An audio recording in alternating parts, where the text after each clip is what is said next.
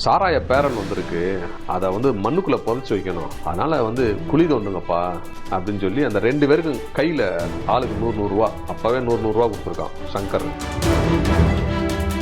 6க்கு 3 ஒரு 4 அடி ஆழத்தில் 2 நல்லா குழி தோன்றாப்பு. இந்த 2 பேரையும் வந்து அந்த இடத்துல இருக்கக்கூடாது, அந்த 2 பேர்த்தையும் வந்து எஸ்கேப் பண்ண வைக்கணும். ஏன்னா வந்து அடுத்தது ரவியோடைய உடம்ப நம்ம வந்து குழிக்குள்ளே புதைக்கணும்.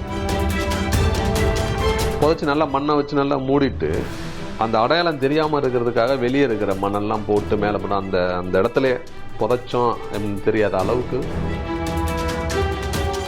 கூட இருக்கிற அந்த மோகன் எல்டிலாம் இருக்காங்களே, டக்குன்னு வந்து வெளியே வந்து எட்டி பார்க்குற மாதிரி பட்டு அண்ணா அண்ணா அண்ணா போலீஸ் வருதுன்னு சொன்னப்பட்டு இந்த 2 பேரும் என்ன பண்ணுறாங்கன்னா,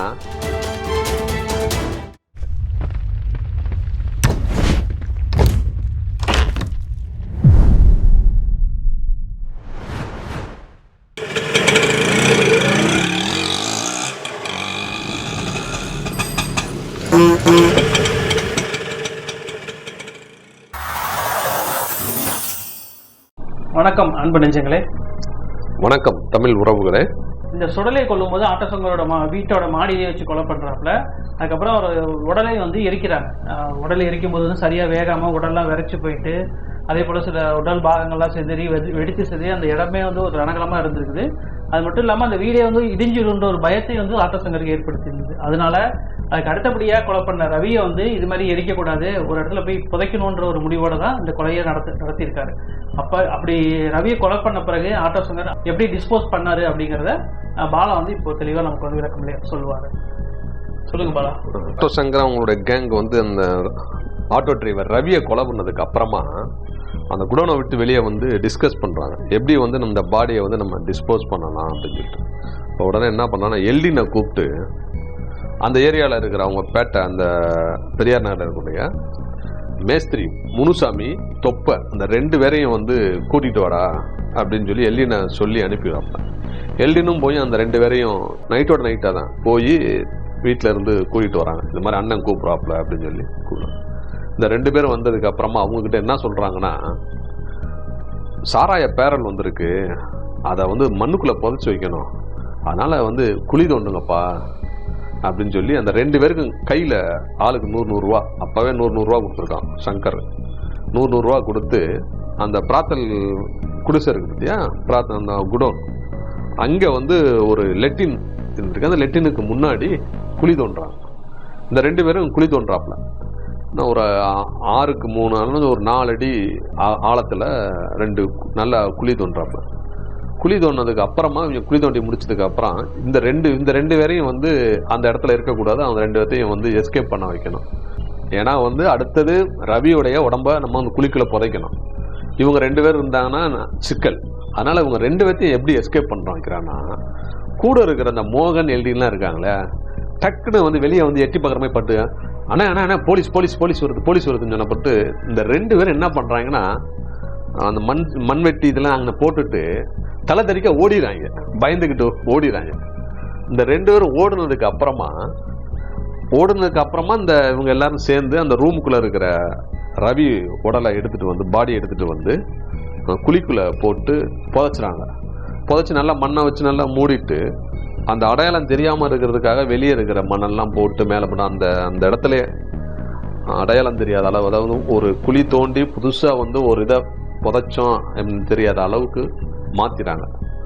மாற்றினதுக்கு அப்புறமா கொஞ்ச நாள் கழிச்சு அதுக்கப்புறமா ஒரு நபர், ஒரு கேரக்டரு, அவனை அழைச்சிட்டு வர்றாங்க. அந்த மேஸ்திரி அழைச்சிட்டு வந்து அந்த ரவியை புதைச்ச இடத்துலையே மேலே சிமெண்ட் கலவையை ஊற்றி பூசி மொழிகிறாப்புல, சிமெண்ட் கலவை போட்டு மொழிகிறாங்க.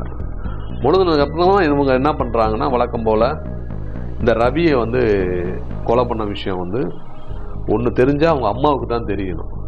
அதனால் அவங்க அம்மாவுக்கு தெரியாத அளவுக்கு இருக்கிறதுக்காக என்ன பண்ணுறான், மோகனையும் எல்டினையும் கூப்பிட்டு ரவியோடைய அம்மாவுக்கு கடிதம் எழுதி போடுங்க.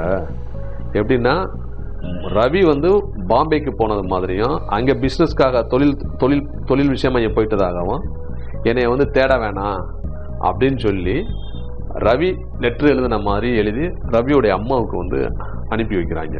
அதாவது கோமதி அம்மான்றவங்க கவர்னரை சந்திச்சு மனு கொடுத்துருந்தாங்களே தன்னோட பையனை காணோம் அப்படின்னு சொல்லிட்டு. ஆமா, அவங்க வந்து அந்த கடிதத்தை பார்த்துட்டு என்ன பண்றாங்களா, பையன் வந்து பாம்பேக்கு போயிட்டானா, சரி நம்ம ஒரு வேளை வந்து வெரிஃபை பண்ணலாம் உண்மையா பொய்யா அப்படின்னு சொல்லிட்டு என்ன பண்றாப்புல, ஆட்டோ சங்கர் ஆட்கள்கிட்ட வந்து உங்க அம்மா வந்து கேட்குறாங்க, என்னப்பா என் பையன் வந்து உங்க கூட தானே சுற்றிட்டு தெரிஞ்சுவான், அவன் வந்து பாம்பேக்கு போனதா கடிதம் போட்டிருக்கானே, உங்களுக்கு விஷயம் ஏதாவது தெரியுமா அப்படின்னு. தெரியலையம்மா அப்படின்னு சொல்லிட்டு இவங்க பேசி மலுப்புறாங்க. ஆமாம் எங்கேயா போயிருப்பான் அப்படின்னு. அப்புறம் இந்த அம்மா வந்து அதுக்கப்புறமா வந்து கடித போக்குவரத்து இல்லாதனால வந்து அடிக்கடி வந்து உங்கள்கிட்ட வந்து கேட்க ஆரம்பிக்கிறான், என்னப்பா அவன் வந்து பேசவே இல்லை, ஃபோன் எதுவும் பேசலை, அவனை பற்றி மறுபடியும் எந்த கடிதமும் போடாத, கடிதாட்சிலாம் எதுவும் அனுப்பலை, உங்களுக்கு ஏதாவது தெரியுமா அப்படின்னு. உடனே என்ன பண்ணியிருக்கான் சங்கர், அவன் ஏதாவது கேஸ்லாம் மாட்டிருப்பாமா, மாட்டி ஏதாவது ஜெயிலில் இருப்பாப்ல, நீங்கள் எங்கெங்கேயோ தேடி பாருங்களேன் அப்படின்னு சொல்லிட்டு அந்த அம்மா வந்து பார்க்குற நேரம்லாம், அந்த அம்மா அவங்கள வந்து பார்க்குற நேரம்லாம் இது சங்கர் என்ன பண்ணியிருக்காப்புலாம் கையில் வந்து செலவுக்கு பைசா கொடுத்து அனுப்பி வச்சு அந்த இதை சமாளிச்சுட்டு வந்துருக்காப்புல. ரவி கொலை பண்ண விஷயத்த அவங்க அம்மாவுக்கு தெரியாத அளவுக்கு அப்படியே சமாளிச்சுட்டே வந்திருக்காங்க. இப்படி தான் வந்து சங்கர் அவனுடைய ஆட்கள்லாம் வந்து இது பண்ண அந்த கொலைகளை வந்து மறைச்சு யாருக்கும் தெரியாத அளவுக்கு வந்து வந்தாங்க. இன்னொரு சந்தேகம், இப்போ நம்ம வந்து இந்த வழக்கு தொடர்பான ஆவணங்கள்லேருந்து எடுத்து தான் நம்ம அவங்களோட வாக்குமூலத்தை வந்து நம்ம நேருக்கு வழங்கிட்டு இருக்கோம். ஆனால் இப்போ நீங்கள் சொல்றதை பார்த்தா அந்த சம்பவத்தை நேரில் இருந்து பார்த்து நம்ம நேர்களுக்கு சொல்ற மாதிரி இருக்க எல்லாமே அப்படி இல்லை முகேஷ். இது வந்து முழுக்க முழுக்க சங்கர், ஆட்டோ சங்கர் கைது பண்ணுறாங்க இல்லையா, அந்த தங்கமணி இன்ஸ்பெக்டர் ஆட்டோ சங்கர் கேங்க்கு கைது பண்ணப்ப போலீஸ் வந்து எப்போவுமே வந்து ஒரு வாக்குமூலம் வாங்குவாங்க. அதாவது நீங்கள் என்ன பண்ணீங்க நடந்தீங்க அப்படின்னு சொல்லிட்டு அந்த வாக்குமூலத்தில் உள்ள விஷயத்தை தான் நான் வந்து உங்களுக்கு அப்படியே எடுத்து சொல்கிறேன். அதாவது என்னன்னா சங்கரோடைய இடத்துல இருந்து சொல்கிற மாதிரி வச்சுக்கிறீங்களேன். அவன் வாக்குமூலத்தில் என்ன சொன்னான், இல்லை நான் போனேன் வந்தேன் இது மாதிரி தான் பண்ணேன், அதனால வந்து நான் அந்த துறையிலேயே வந்து நான் உங்களுக்கு சொல்கிறேன், அவ்வளோதான். நீங்கள் சொல்றதை கேட்கும்பொழுது ஆட்டோ சங்கரே வந்து நேரடியாக வாக்குமூலம் நம்ம நேர்கள் கொடுக்குற மாதிரி தான் இருக்குது. நம்ம என்னன்னா ஆவணங்களில் உள்ளது தான் வந்து சொல்கிறோம், ஆவணங்களுக்கு அப்பாற்பட்டு கற்பனையில் எந்த கதையும் வந்து நம்ம சொல்லலை. ஆட்டோ சங்கரோட இந்த வாக்குமூலத்திலிருந்து சுடலையை கொலை பண்ணும்போது ஏற்பட்ட எந்த ஒரு பதட்டமும் இல்லாம ரவியை வந்து கொலை பண்ணி புதைச்சிருக்காரு. இதுக்கு அடுத்தபடியா மந்தவெளிக்காரர்கள் 3 பேர் வந்து கொலை செஞ்சது வந்து ஏற்கனவே சொல்லியிருக்காங்க. அதுக்கான காரணம் என்ன, அந்த 3 பேரையும் கொலை பண்ணுவதற்கான பின்னணி என்ன என்பது பற்றி அடுத்த எபிசோட்ல பார்க்கலாம். எதிர்பார்ப்புடன் காத்திருங்கள் அன்பு நெஞ்சங்களே. நன்றி. நன்றி தமிழ் உறவுகளே. ஷேர் பண்ணுங்க, சப்ஸ்கிரைப் பண்ணுங்க, மறக்காம பெல் பட்டனை கிளிக் பண்ணுங்க.